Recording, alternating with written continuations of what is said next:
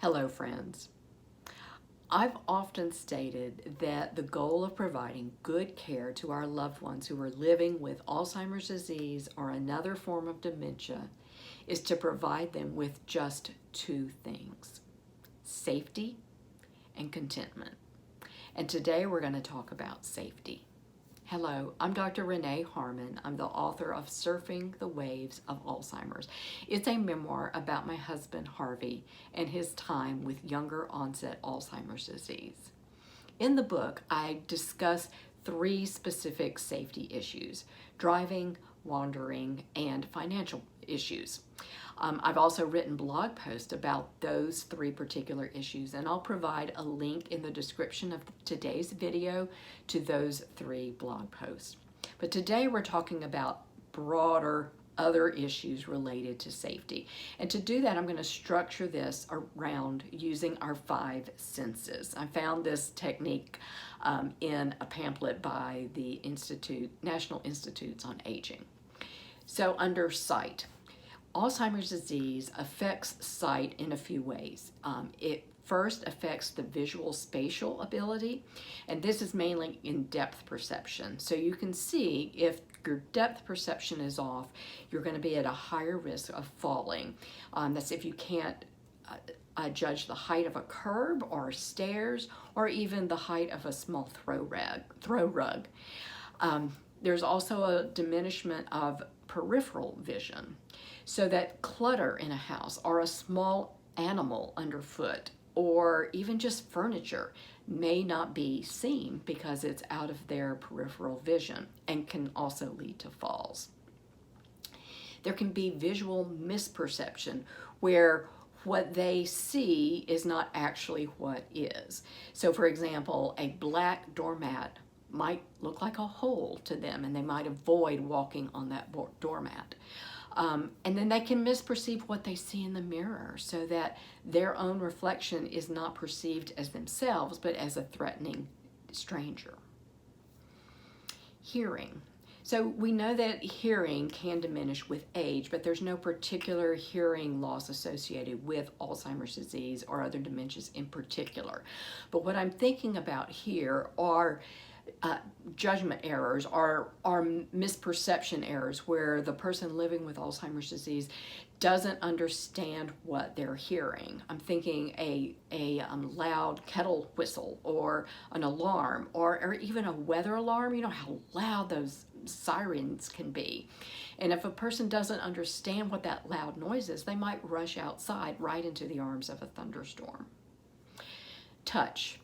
Touch is not affected specifically by Alzheimer's disease, but a person living with Alzheimer's disease can certainly get in trouble with their sense of touch. So I'm thinking here of if their judgment or their memory is not good enough to know to use an oven mitt, getting something out of the oven, or touching a hot stove. If their judgment regarding clothing choices is off, this can lead to hyperthermia or hypothermia if they're not dressing appropriately. If they can't adjust the water temperature, it can lead to burns in the shower or the bath. If they can't perceive a plant or an animal as dangerous, that can lead to issues. Taste. So taste and smell are very highly linked, but specifically with taste, I think there might become a problem if the person eats too much of something that they like and they just don't have the ability to stop. I'm thinking salt, certain seasonings, and spices, even sugar. They may not be able to perceive that certain household objects should not be eaten. They might be scented in such a way that they smell like food. I'm thinking here lotions and soaps, toothpaste. With the sense of smell, we do know that absolutely declines with age and with advancing Alzheimer's disease. And a person can definitely get into trouble if they can't smell smoke, or if they cannot tell that a food has gone bad, right? And then there's a whole other block of safety issues that call us to look at the home or the place where the person lives through their eyes, through the eyes of safety. It's akin to looking at a house where a baby or toddler is, and what could they get into that might be dangerous? What do we need to put away? So there are certain items that you will want to lock up or take out of the home. I'm thinking of medications, even over-the-counter medications, alcohol, guns, other weapons, knives. These things just should not be readily available.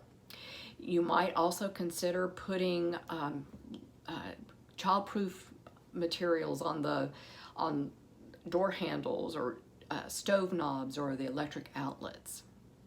So being vigilant is your best option when we talk about safety in Alzheimer's disease. But I guarantee you, you can be as vigilant as you can be, and they're still going to get into something that might be dangerous, and you just have to rest assured that you have done the best you can. Thank you. Be well and keep your balance.